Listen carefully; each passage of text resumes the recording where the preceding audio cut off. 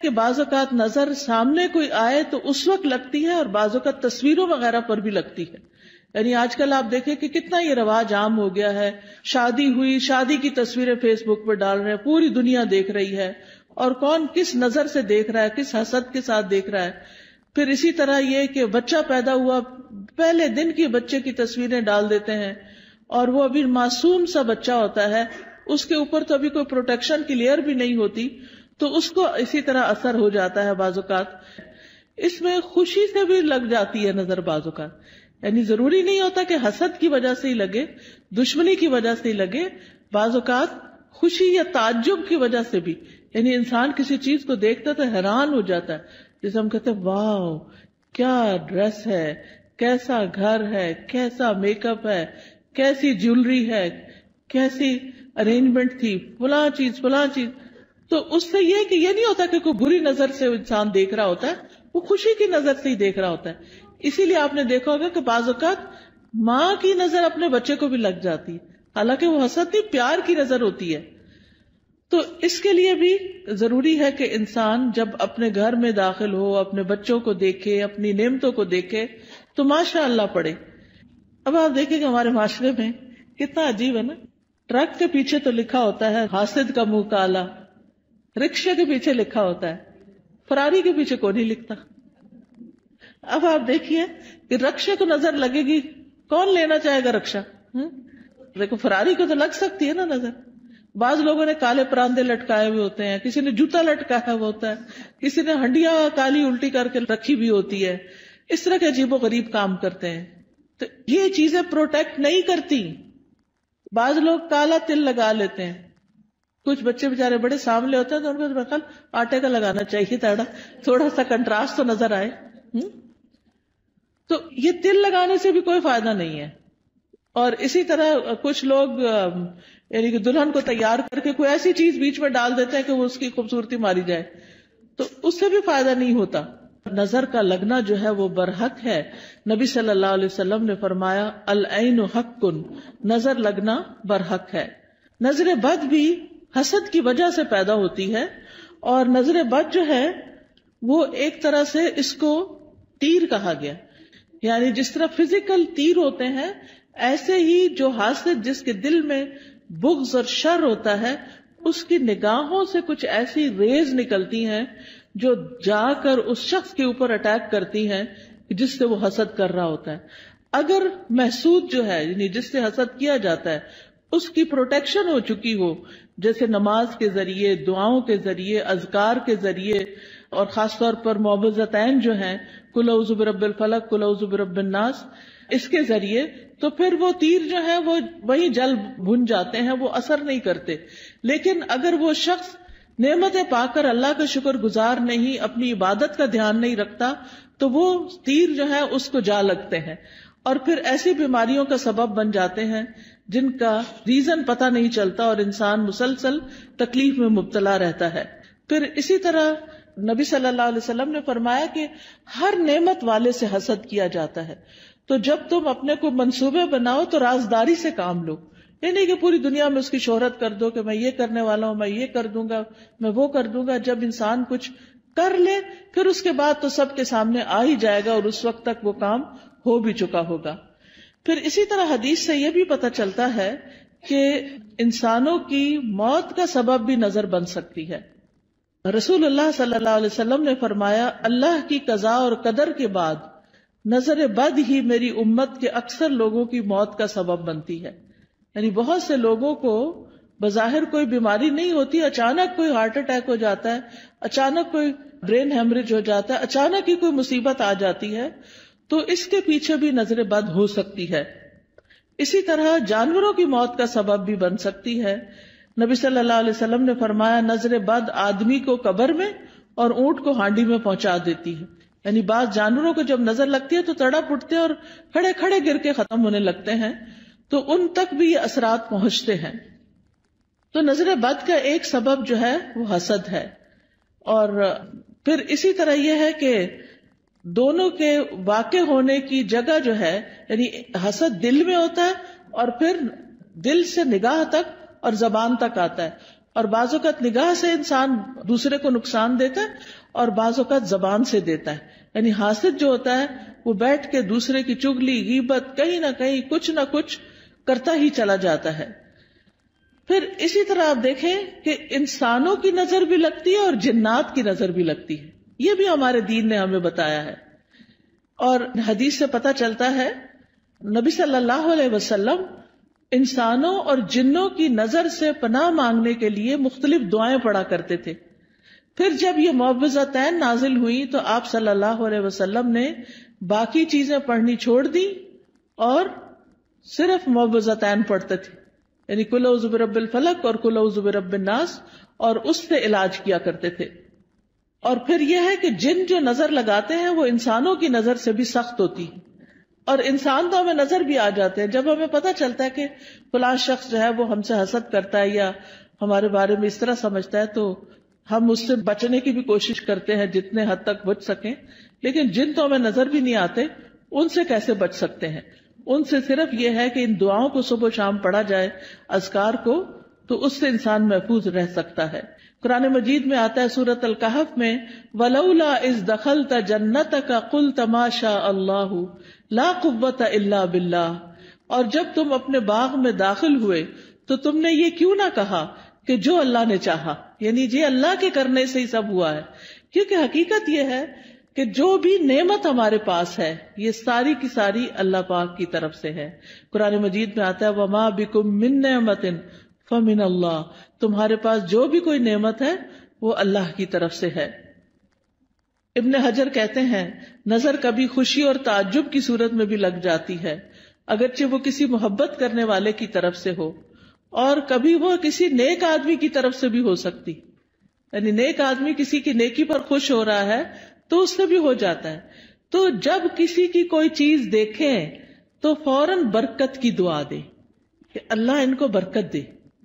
اچھا کھانا دیکھیں، اچھا ڈریس دیکھیں، اپنے بچے کو کوئی نیکی کا، خیرات کا، صدقات کا کوئی اچھا کام کرتے ہوئے دیکھیں. اس سب چیزوں پر ہم کیوں ایسا کرتے ہیں؟ بچہ پیدا ہوتا ہے ہم کہتے ہیں مبارک دینی ہے، کوئی حج پہ جاتا ہے تو ہم واپس آتا ہے تو ہم اس کی مبارک دیتے ہیں، کسی کی شادی ہوتی ہے تو ہم مبارک دیتے ہیں، کسی کا بزنس اچھا فلرش کر جاتا ہے تو اس پہ مبارک دیتے ہیں، کبھی کسی کے جاب اچھی لگ جاتی ہے، کسی کو کوئی عہدہ ملتا ہے تو اس کو مبارک دیتے ہیں. تو ہمارے دین میں جو مبارک کا کانسیپٹ ہے اس کا مطلب یہ ہوتا ہے کہ اللہ تمہیں اس میں برکت دے اور حاسد یا خوش ہونے والے دونوں کی نظروں سے بچائے. یعنی کہ جو بری نظر سے دیکھ رہا ہے اس سے بھی بچو، اور جو اچھے خوش ہو کے اپنے ہی بہن بھائی یا اپنے ہی والدین ان کی بھی نظر سے بچ سکو. پھر اسی طرح کچھ نظریں بیمار کرنے والی ہوتی ہیں. اب آپ دیکھیں ریز کا کانسیپٹ تو آج کے دور میں بہت آسانی سے سمجھ آتا ہے. مائکرو ویو میں کیا ہے؟ ویوز ہی تو ہیں، ریز تو ہیں، وہی تو اس کھانے کو گلا کے پکا کے جلا بھی دیتی ہیں. کوئی آگ تو نہیں لگی ہوتی مائکرو ویو کے اندر، یہ کیا چیز جلاتی ہے؟ ریز ہوتی ہیں. اسی طرح آپ دیکھیں ہمارے یہ ٹیلی فون وغیرہ ہیں، ان کے اندر سے بھی ریز نکلتی ہیں. تو اگر نان لیونگ تھنگس کے اندر سے ریز نکل رہی ہیں تو لیونگ تھنگس کے اندر سے بھی ریزز نکلتی ہیں.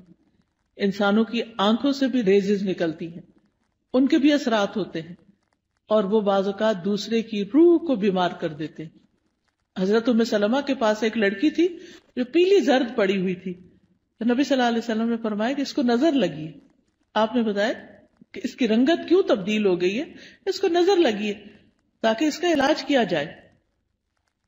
بعض اوقات انسان کے جسم کے صرف کسی ایک حصے کو لگتی اور وہ حصہ بیکار ہو جاتا ہے. پھر اسی طرح بعض نظریں جو ہیں وہ آگ والی ہوتی ہیں، ان کو ناری نظریں کہتے ہیں. پھر اسی طرح یہ یاد رکھیے ایک بات کہ جو ہوتا ہے اللہ کے اذن سے ہوتا ہے، یعنی اس بندے کے اندر کوئی طاقت نہیں. اور اگر کوئی بندہ کہے کہ میں فلاں کو نظر لگانے لگاؤں تو نہیں لگا سکتا. اچانک لگ جائے اور بات ہے، خود سے کوئی نہیں لگا سکتا، کیونکہ اس میں بھی جو ہوتا ہے اللہ کے اذن سے ہوتا ہے.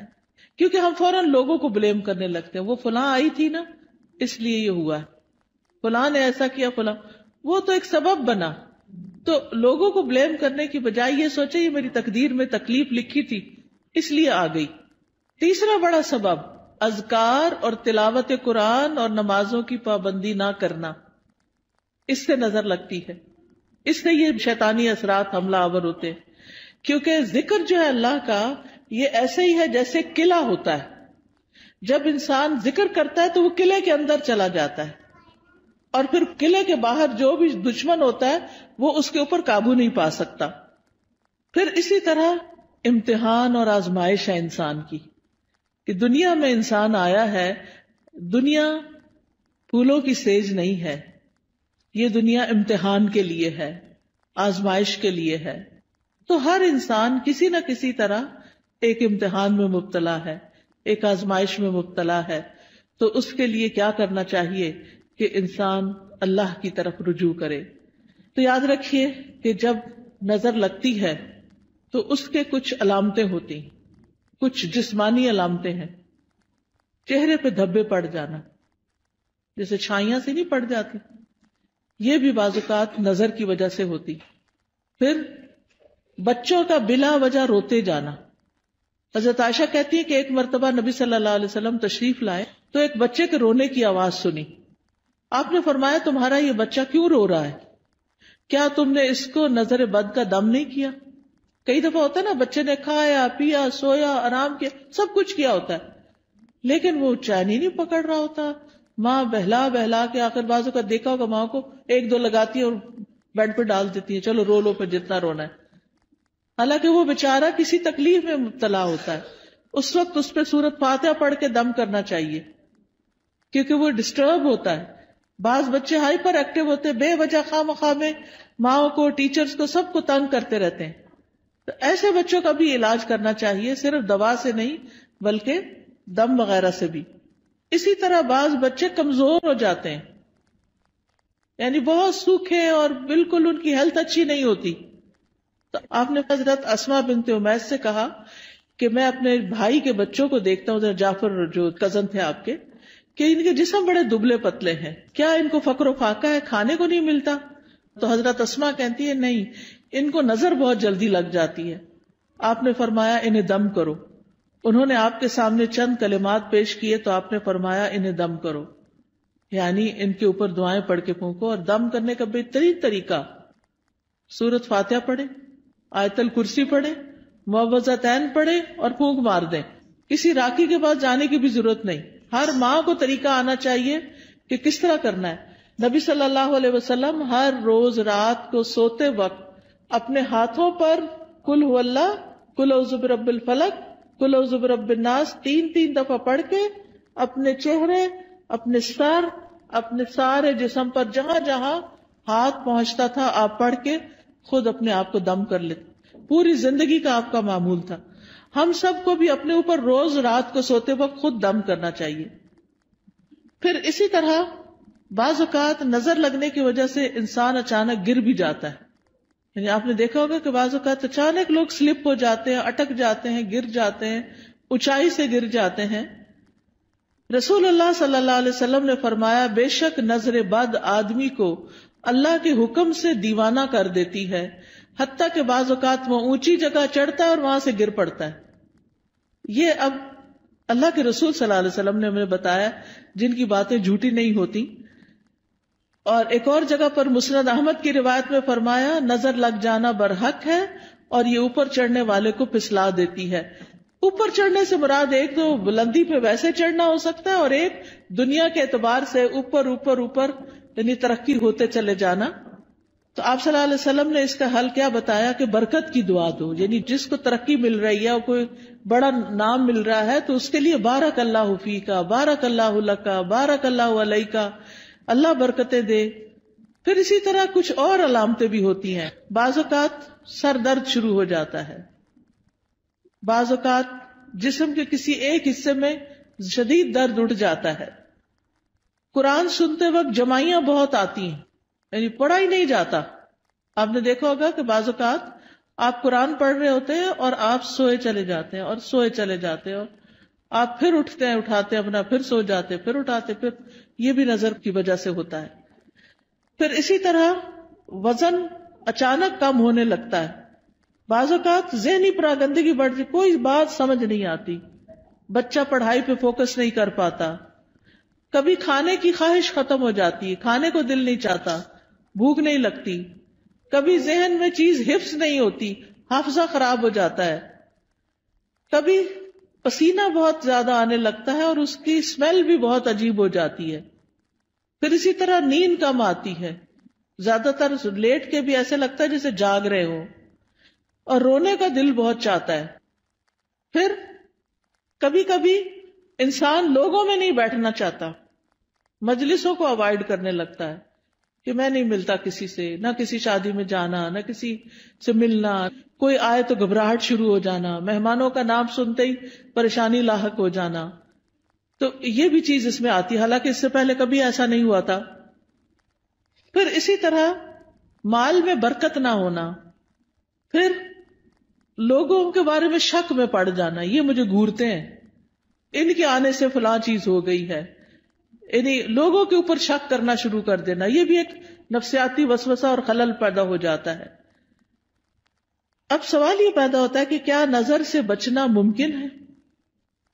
جی ہاں، نظر سے بچنا ممکن ہے، اس کے لیے سب سے پہلے اللہ پہ بھروسہ کرے، اللہ پہ بھروسہ کرے، اور اس میں آپ یہ سمجھیں کہ کوئی مجھے نقصان نہیں دے سکتا جب تک اللہ نہ چاہے، پورے کانفیڈنٹ ہو جائیں، شک اور وہم کا شکار نہ ہو، شک پڑھنے بھی لگے تو کہیں حسبی اللہ و نعم الوکیل، دل بڑا رکھے۔ دوسری بات یہ کہ اللہ کی پناہ لیں، یا اللہ تو مجھے پروٹیکٹ کر، مجھے اپنی حفاظت میں لے لے، مجھے اس شر سے بچا لے۔ رسول اللہ صلی اللہ علیہ وسلم نے فرمایا، اللہ تعالیٰ فرماتا ہے میرا محبوب بندہ اگر مجھ سے مانگتا ہے تو میں اسے دیتا ہوں، اور اگر وہ کسی شیطان یا دشمن سے پناہ مانگتا ہے تو میں اس کو محفوظ رکھتا ہوں۔ تو اللہ تعالیٰ اپنی حفاظت دیتا ہے، تو اس لیے حفاظت کی دعائیں پڑھتے رہیں۔ تیسری چیز، نعمتوں کو چھپا کے رکھیں، اور خاص طور پر نئی نئی چیزوں کو فیس بک پہ مت پوسٹ کریں صرف لائکس لینے کے لیے۔ اب آپ دیکھیں کتنی لائکس ہوگی، پھر تھوڑی تھوڑی دیر بعد اسٹیٹس چیک کرنا، اب کیا ہو رہا ہے، اب کتنے کمنٹ آئے ہیں، کیا ہو رہا ہے۔ ان چیزوں سے حاصل کچھ نہیں، کوئی فائدہ نہیں۔ دیکھیں اپنی زندگی جئیں، لوگوں کے لیے نہ جئیں، دکھاوے والی زندگی نہ جئیں، اس لیے کہ دیکھنے والے سارے خوش کوئی نہیں ہوتے، زیادہ تو اس میں سے جلتے ہیں، اور کوئی اگر خوش ہوتا بھی ہے تو وہ ہمیں تو نہیں پتا چلتا نا کہ کیا ہوا، ہمیں وہ کیا فائدہ دیتا ہے، تو اس لیے دکھاوا کرنے سے بچنا چاہیے۔ پھر اسی طرح اگر کسی شخص کے بارے میں آپ کو یہ پتا ہو کہ اس کی نظر لگتی ہے، یعنی تجربے مشاہدے سے بار بار تو انسان پھر حاسد سے بچ کے رہے، اور کوئی بھی اچھی چیز دیکھ کر برکت کی دعا دے، اپنے آپ کو ہی دے، اور پھر جب لوگوں کے بیچ میں جانے لگے تو معوذتین آیت الکرسی پڑھ کے نکلے۔ مال میں سے کچھ اچھا لگے تو ماشاء اللہ لا قوت الا باللہ، پھر اگر مال کے علاوہ کچھ اور اچھا لگے تو بارک اللہ فیک۔ دنیا کی کوئی چیز اچھی لگ رہی ہے اور دل میں آ رہا ہے کہ اس کو کیوں مل گئی، تو سوچیں یہ تھوڑے دن کے لیے، تو انسان کے اپنے دل سے وہ جلن ختم ہو جائے گی۔ پھر اگر کوئی شخص بیمار ہو، مصیبت میں ہو، تو اس وقت دعا پڑھنی چاہیے، الحمدللہ الذی عافانی مما ابتلاک بہ وفضلنی علی کثیر ممن خلق تفضیلا۔ پھر اسی طرح شرکیہ کاموں سے بچنا چاہیے، یعنی کسی اونٹ کے گلے میں کوئی تانت باندھ دینا، کوئی تعویذ لٹکا دینا، آپ صلی اللہ علیہ وسلم نے ان کو کاٹنے کا حکم دیا، یہ چیزیں پروٹیکٹ نہیں کرتی، یہ شرکیہ عمل ہو جاتا ہے، اس سے بچنا چاہیے۔ کثرت سے اللہ کا ذکر کرنا چاہیے، کیونکہ ذکر جو ہے وہ ایک قلعے کی طرح ہے۔ پھر قرآن سے علاج کرنا چاہیے، کیونکہ قرآن شفا ہے۔ قل ھو للذین آمنوا ھدی وشفاء، کہہ دیجئے وہ ایمان والوں کے لیے ہدایت اور شفا ہے۔ وَنُنَزِّلُ مِنَ الْقُرْآنِ مَا هُوَ شِفَاء، اور ہم قرآن میں وہ چیز اتارتے ہیں جو شفا ہے۔ تو قرآن کی تلاوت، قرآن کو سمجھ کے پڑھنا، قرآن کی کچھ آیات کو پڑھنا جیسے آیت الکرسی وغیرہ ہے۔ سورۃ الفاتحہ سے علاج، اور سورۃ الفاتحہ میں خاص طور پر ایاک نعبد و ایاک نستعین پڑھے کہ اللہ صرف تیری ہم عبادت کرتے ہیں، صرف تجھ سے ہم مدد چاہتے ہیں، تو ہماری مدد کر۔ تو یہ توحید کا خلاصہ ہے، اور اس سے انسان کی اللہ تعالیٰ مدد فرماتے ہیں، یعنی سب سے بہترین وسیلہ توحید کا دے۔ اگر مرض زیادہ ہو جائے تو سورۃ البقرہ پڑھیں، تو آیت الکرسی پڑھیں، سورۃ فاتحہ پڑھیں، لیکن یہ جو ہم کالی مرچیں جلا کے اور ان کی دھونی دے کے اور اس طرح کے کام کرتے ہیں، یہ سنت میں کچھ ثابت نہیں ہے. پھر اسی طرح کوئی چیز گرے لگا کے باندھنی اور پہننی نہیں چاہیے، یہ بھی شرک میں شامل ہو جاتا ہے. یہ سحر کی ایک قسم ہوتی ہے. پھر اسی طرح سکینت والی آیات اور شفا والی آیات یہ سننی بھی چاہیے، اور پھر دعاؤں کے ذریعے اور دم کے ذریعے علاج کرنا چاہیے، لیکن شرکیہ دم سے بچیں. حضرت جبریل علیہ السلام جس دعا کے ساتھ نبی صلی اللہ علیہ وسلم کو دم کرتے تھے وہ دعا پڑھے، اور وہ کیا ہے؟ بسم اللہ ارقیک من کل شیء یؤذیک من شر کل نفس او عین حاسد اللہ یشفیک بسم اللہ ارقیک. یہ انشاءاللہ کتابیں آپ کو دیکھیں گے تو ان میں یہ دعائیں لکھی ہوئی ہیں، وہ آپ کو اگر زبانی یاد نہیں تو دیکھ کے بھی پڑھ سکتے ہیں. پھر اسی طرح ہر ناگہانی آفت سے بچنے کی دعا ہے، اللہم انی اعوذ بک من زوال نعمتک وتحول عافیتک وفجاءۃ نقمتک وجمیع سخطک. اے اللہ میں تیری پناہ چاہتا ہوں اس بات سے کہ تیری کوئی نعمت چھن جائے، یا تیری دی ہوئی عافیت پلٹ جائے، یا کوئی ناگہانی عذاب آ جائے، اور تیرے تمام غصے اور ناراضگیوں سے میں تیری پناہ چاہتا ہوں. پھر بری تقدیر سے، دشمن کے خوش ہونے سے یا اللہ تو بچانا کہ ہمارے دشمن ہم پہ خوش نہ ہوں. پھر اسی طرح نظر لگنے کا ایک اور علاج غسل کرنا بھی ہے بیری کے پتوں سے. پھر اسی طرح یہ کہ جس کی نظر لگی ہو اس کا وضو کا پانی لے کے اس کو بھی جسم پر ڈالیں تو اس سے بھی نظر دور ہوتی ہے. پھر اسی طرح یہ ہے کہ اگر وہ پانی نہ دے وضو کا تو اس کا جھوٹا پانی جو ہے وہ بھی پی کر انسان کو فائدہ ہوتا ہے. پھر اسی طرح یہ ہے کہ قدرتی چیزوں سے بھی علاج کرنا چاہیے. زمزم کا پانی دم کر کے رکھ لیں اور اس کو پئیں. زمزم کے پانی سے نہا بھی سکتے، کوئی بیدبی نہیں ہے. کئی لوگ اس کو ایسے ہی سمجھتے کہ بیدبی، ایسا کچھ بھی نہیں ہے. زیتون کا تیل پینا جو ہے یہ بھی بڑا فائدہ مند ہے. جو کولڈ پریس ہوتا ہے نا زیتون کا آئل، ایک تو ہوتا ہے نا یہ جو لبوں وغیرہ میں ملتا ہے، نہیں، کولڈ پریس دبئی وغیرہ سے اچھا مل جاتا ہے، یہاں بھی شاید ہوں گی دکانیں جن پہ. ایک ہوتا ہے ایکسٹرا ورجن، نہیں، کولڈ پریس جسے کچی گھاڑی کا نہیں کہتے ہمارے ہاں. جیسے یہ توریا اور یہ جو سرسوں، اس کا جو کچی گھاڑی کا تیل ہوتا ہے وہ خالص ہوتا ہے، اور جو مشینی قسم کا ہوتا ہے وہ اور ہوتا ہے. تو اسی طرح کچی گھاڑی کا زیتون کا تیل جو ہوتا ہے وہ زیادہ مؤثر ہوتا ہے. تو صبح کے وقت زیتون ایک چمچہ پی لیں اٹھ کے، جیسے آپ وضو کر کے آئے، آ کے ایک چمچہ زیتون کا پیئے، پھر نماز وغیرہ پڑھے. اس کے آدھے گھنٹے تک کچھ کھائیں پیئے نہیں، اور وہ نماز وغیرہ میں ذکر اذکار میں آدھا گھنٹہ گزر جاتا ہے. نبی صلی اللہ علیہ وسلم نے فرمایا کلوا الزیت وادہنوا بہ فانہ من شجرۃ مبارکۃ. زیتون کا تیل کھاؤ بھی اور لگاؤ بھی، کیونکہ یہ مبارک درخت ہے. قرآن مجید میں اس کو مبارک درخت کہا گیا ہے. پھر جسم پر زیتون یا کلونجی کا تیل ملنا یہ بھی بیماریوں کو کم کرتا ہے. پھر اسی طرح دم کیا ہوا پانی جو ہے وہ ناک میں ڈالنا اور جھاڑنا. شہد کھانا وہ بھی علاج ہے. کلونجی کے دانے نہار منہ کھانا 3 یا 7 یا 5. تلبینہ کھانا، اس سے غم دور ہوتا ہے. اجوا کھجور کھانا، حدیث میں آتا ہے کہ جو 7 اجوا کھجوریں کھا لے اس کو اس دن کوئی جادو زہر چیز اثر نہیں کرے گی. پھر اسی طرح سنا مکی، سنوت جو ہے، فرمایا یہ موت کے علاوہ ہر بیماری کا علاج ہے. سنا مکی جو ہوتا ہے وہ اگر اس کے پتے وغیرہ ہوتے ہیں، اگر کاوے کی طرح اگر آپ بنا کے اس کو پیئیں تو پیٹ کو بھی صاف کرتی ہے. پھر شہد، زیتون کا تیل، کلونجی کو ملا کے استعمال کریں. تینوں کو ہم وزن ملا لیں اور یہ سارے زہر ٹاکسنز جو ہے نا جسم سے نکال دیتی ہیں. یعنی جتنا شہد ڈالیں اتنا زیتون، اتنا کلونجی کا آئل، تو ان کو ملا کر، یعنی کہتے ہیں کہ جو اگر کسی کو نظر بد ہو یا جن ہو تو یہ جسم کو پاک کر دیتی ہے یہ چیز. حجامہ کرانا، حجامہ جو ہے وہ بھی ایک بہترین علاج ہے نظر بد کا. تو یہ تمام چیزیں جو ہیں جب انسان کرتا ہے تو اللہ تعالیٰ شفا دیتا ہے. علاج کی نیت سے صدقہ کرنا، ایک صدقہ ہوتا ہے ویسے انسان روزانہ کچھ نہ کچھ اللہ کے راستے میں دیتا ہے، اور ایک اس لیے دیتا ہے کہ میرا علاج ہو جائے. اس کے لیے ضروری نہیں کہ کوئی بکرا دیا جائے یا کوئی اور اس طرح کی چیز. جو بھی کسی کی ضرورت ہے اگر آپ وہ پورا کر دیتے ہیں تو وہ بھی آپ کے لیے فائدہ مند ہو جاتا ہے.